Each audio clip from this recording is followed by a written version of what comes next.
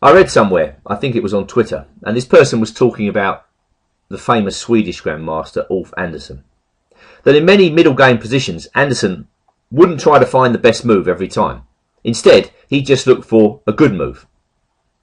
This is an immensely practical approach. Andersson's looking for a way to keep the game going, to keep chances in the position without compromising himself, without taking too many risks. And this struck a chord with me because it seems to me that the current world champion Magnus Carlsen elevates this approach to chess to an entirely new level. It must be very demoralising for his opponents because they know he's just getting stronger as the game goes on. Anybody can surprise anybody else in the opening, but in the middle game and the end game, this is where the pure talent shines through. And Carlsen has talent to burn.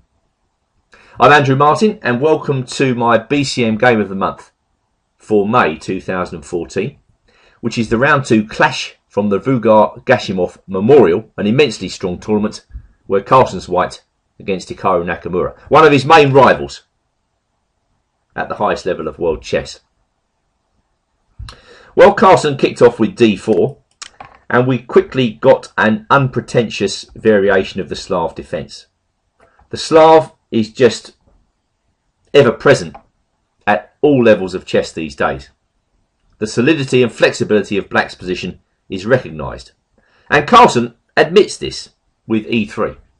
This unpretentious approach, not trying for too much, just saying, well, I'm going for a slight edge out of the opening and I'm going to gradually outplay you. e3, obviously blocking in the bishop on c1, gives Black freedom of movement. It enables Black to bring out the bishop comfortably to f5. White played knight c3, and another one of these very popular moves these days, a6. Anand plays this way. It's just a flexible approach to the opening. Black doesn't commit himself to anything. He sets up the idea of b5, and he keeps some flexibility with his pawn structure. And again, White just admits that Black is making good moves here with bishop e2. Of course, there's nothing wrong with this move. It's just very, very quiet. And White perhaps sets up the positional idea in some positions of knight h4. Certainly he'd be thinking about that move if Black played e6. So going back, that's why Nakamura plays h6. And now an almost baffling move by Carlsen. Bishop to d3. It's almost as if he's giving Nakamura a free move, h6. And not surprisingly, bishop d3 is new in this position. I mean, who would think of it? Straight after playing bishop e2. Naturally, other moves such as castles or a4 have been played, and Black retains a very solid position. In fact, Carlsen himself in Astana 2012 against Bologan played queen to b3, which was answered by the weird rook a7, and the game continued. But bishop d3, well, I'm sure Nakamura was a bit puzzled by this, as it doesn't seem as though the move h6 is going to damage Black's position at all.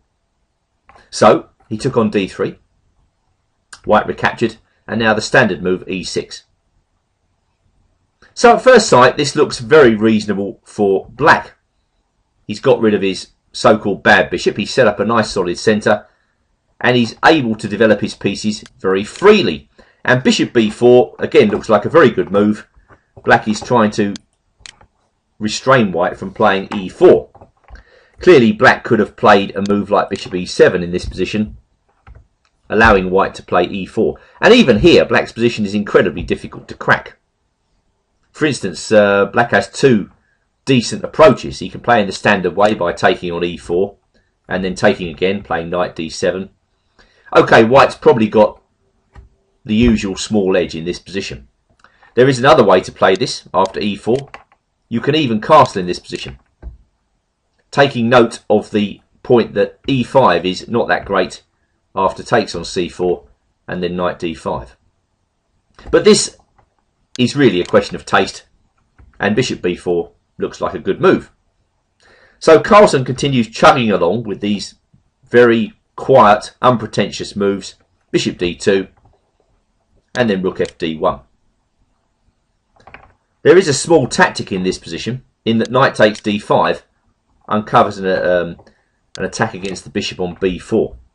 But I think if black recaptures with the knight here, c takes d5, bishop takes d2, it's very, very difficult to get anything against the solid black formation. For instance, if white takes with the queen, black recaptures with the e-pawn, and if white tries to play a4 here, which we'll see a bit later on in this game, hoping to cramp black with a5, then black just plays a5 himself. And there's a nice hole at b4, possibly a black knight to occupy. So Carlsen doesn't want to commit himself. He just plays rook fd1, a general strengthening move, and Nakamura gets on with his plan of playing bishop takes c3, bishop takes c3, and knight bd7. Setting up an extraordinarily solid position where control of e4 is of crucial importance. If white manages to break that control a bit later on, then he may well be better. But it seems a long way off before white can play e4 in this position. He's got to move his knight from f3, then he's got to play f3, then he's got to be confident that e4 is going to be successful before he does it.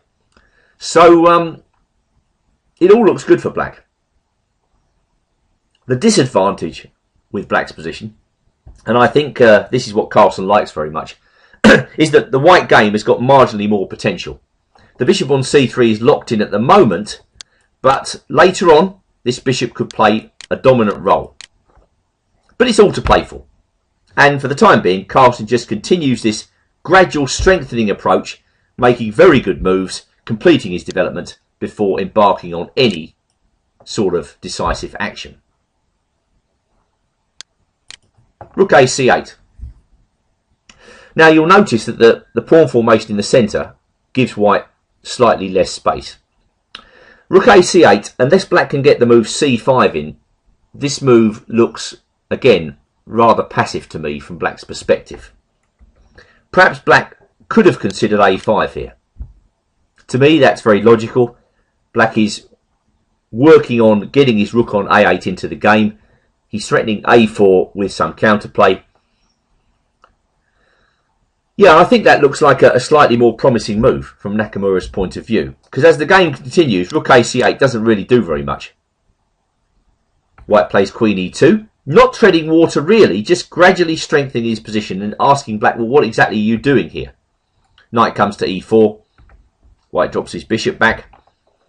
And now rook fd8 by Nakamura. So Nakamura is essentially just doing the same as Carlsen really. He's just completing his development. This was another moment where black could have considered counterplay here with b5. To me, again, this looks like a logical move. You know, it looks like the sort of move the black formation is crying out to play. I presume against that, Carlsen would have taken on b5 and then played knight e1. With similar play to the game. The knight on e1 is going to reposition itself on d3, which is an excellent square, monitoring all manner of central squares, and f3 becomes an option. Small things, but eventually they might start to add up in this position. But Nakamura preferred to just tread water in a way with rook fd8. And Carlsen played knight e1. So white is definitely a little bit better here, but the impression is gained that black's position should be defensible. Knight to d6. A move that was criticised, and actually, when you think about it, stepping into this pin with bishop a3, it does look risky. Nakamura was intending to continue with f5, and that's what he did in the game. But again, it looks like white's position's improved over the last couple of moves. So just retracting to the position after knight e1. There are a couple of other moves. Of course, black can play a5 again. This looks less logical than it was before, with the rook now on c8. But a5 is certainly a move in this position. And black can also consider taking on c4. With the point that if white recaptures with the queen, his queen's exposed, black may be able to gain counterplay against the queen a bit later on. All the same, after all of these moves, you get the impression that white is a little bit better. It doesn't seem as though this is going to be a very interesting game in many ways. But with knight d6, Nakamura is deliberately spicing things up, and Carlsen accepts the invitation to pin the knight and then play knight d3. So Black's position is still defensible, but it's getting more difficult. Black played knight f6, and now bishop to b4. One of those typical Carlsen moves, a pretty substantial improvement in his position. The bishop now is on the intersection of several diagonals. It can station itself for aggressive duties on a5, for possible defensive duties on e1. And who knows, putting it on e1 is quite logical, because after f3, the bishop can shoot out to g3. This is a move which gives white more options. That's the type of move Carlsen likes. Black gets out of the pin. White plays queen to f3. Again, thinking about dark squares, possibly the queen's going to come to f4 or to g3. Again, f3 looks very, very natural here. And I don't see, I must admit, a way for Black to fully equalise against that move. If he goes rook e8, then we can get on with this plan of bishop e1. And if queen e7, anticipating bishop g3, then White can continue to improve his position with a4. I think White's edge is increasing in this position. Black's got a pretty unpromising stonewall here. But Carlsen doesn't want to commit himself. He keeps the tension. All these options are available later. There's nothing wrong with queen f3. Nakamura takes on c4. It's almost as if Carlsen's enticing Nakamura to take some action in this game, and then he can hit back against it. Well, Nakamura doesn't hang back. He takes on c4, and then he puts his knight on f7. White goes a4, and after a5, bishop to e1. That bishop could come to g3 later with considerable effect. Nakamura played b6, and now queen to g3. The culmination of the small plan started with queen to f3. As White's queen is so good on g3, Black's more or less obliged to chop it off, and then the White position improves. Black's got this backward pawn on b6. How does he get rid of it? Nakamura gets himself ready to play b5. He plays rook a8 and then rook d b8. White goes rook c2 and now b5, which I think is quite a good solution to the problems of this position. Black is going to try and get counterplay here with his a pawn. Carlsen put his knight in on c5. Nakamura took on c4. Rook takes c4 and now puts his knight on d5, threatening a nasty fork, which White defends against easily. But now comes e5. This is another point to Black's play, prepared earlier when that knight went to f7. Carlsen plays another good move here, e4. It seems to me Carlsen understands pawn structure very well. How to place his pawns, when to push his pawns, when to take advantage of weaknesses in the enemy camp. Nakamura is happy to trade. Of course, this brings the white knight to a good position. And now knight to b6 by Black. All good so far. Rook takes c6. But now comes the moment, I think, when Nakamura misses his chance. He played knight to d8, which only encourages the white rook to come to a good square. What I think he should do is to play knight takes a4.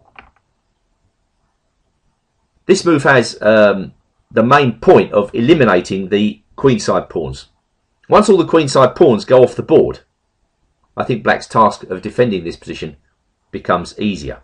For instance, after rook a1, Black can go knight b2 here, and I think Black is getting counterplay in this position. If White goes d5, Black can play a4, and if king f1, Black can play rook d8. Are Black's chances that much worse here? I'm not so sure that they are. Nakamura's failure to eliminate the queenside pawns really costs him in this game, as after knight d8, rook g6, he's now got to worry about his king as much as anything else. Black played knight c4, White played d takes e5, and now the king went to h7. Black succeeds in driving the white rook to what looks like not such a great square, But it's not so easy for black to dislodge that rook from h4. And meanwhile, the rook can come to h5 at a moment's notice to put pressure along the 5th rank, which actually proves to be black's downfall. Knight df7 connecting the pieces, bishop c3. You can see this bishop has now increased in power from a situation where it seemed as though it was a passive piece. It's now become a very, very strong piece indeed. And in fact is terrorising the black position as Carlsen continues to put pressure on black knights. Now, from here on in, I would say white's play is absolutely beautiful. He puts Nakamura away with a series of excellent and extremely accurate moves. Black protected his knight, and now the rook came to f4. There's no reason to take on a5 just yet, so rook f4 ties down the black knights. Black can't really do very much, he's just got to protect his position. White takes a small time out to remove the black a pawn. Black goes knight g6, attacking the knight, attacking the rook, excuse me, and now rook f5. Suddenly, white's position is completely together. All his pieces are doing separate and good jobs. Black has no counterplay for 2 pawns. So the next phase of the game sees Carlsen consolidating, and this he does with precision. He plays rook c1, forcing an exchange, and now really he should be 2 pawns up for nothing. And note the difference here between this position and the one I was suggesting earlier. White's still got his a pawn. Black tried to get in behind the passed pawn. White took control of the 5th rank again. Black played rook a2 and white played king h2. It's noticeable that black has no real entry point into the white position. After rook d7, there came rook a6. There's no threat of infiltration, so white improves the position of his rook. Black played knight e7 and white now stamps down on the activity of the knight by playing g4. This pawn may also be used as a battering ram to open up the black king. Black played rook b7 and white cuts down on his activity again with rook b5. And after rook c7, it was the knight's turn to stamp on the black rook. Rook c6, well, Nakamura knows that the game is up. Offering exchanges can't really gain him anything in this position. He sets up a threat of knight takes f3, easily rebuffed. King goes to g8, rook goes to b4. Black tries to create some tricks at the back, and now here we are, this key move, g5.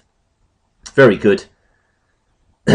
Opening up the black king, forcing black to defend on 2 fronts. Black can't really defend his king and hold up the a pawn at the same time. And it's based on the idea that if black takes this pawn, white's going to go king g4. And if knight g1, we just play g3. And if rook g2, black comes after the g pawn. White can defend very easily and wins in comfort. So going back to the game, knight g1 check, king g3, knight e2 check. Doesn't achieve anything, just drives the white king to a better position. Black is thrashing around, rook to g4. To the end of the game, white gives black nothing, and so Nakamura resigned. Well, that follows the trend in modern chess of grueling games. You know, as standards have risen and technique has become better developed, we're seeing longer and longer games, and certainly at the highest level. Chess is becoming a pretty grueling sport. This must have been particularly grueling for Nakamura, as for the most part throughout the game it didn't seem that though black was under any sort of pressure at all, and yet in the end he lost comfortably. It's hard to pinpoint exactly where Nakamura went wrong. Perhaps, I mean, he had very few opportunities throughout the game, I think you'll agree. Perhaps that opportunity to take off the queenside pawns, that was one opportunity, and in the position where black played knight d6, he may have to search for a better move. But remorseless play by Carlsen all the way through. That's a feature of his style, it's what makes him so great. And a very good game of the month for you. So I hope you enjoyed that game. Thanks for viewing.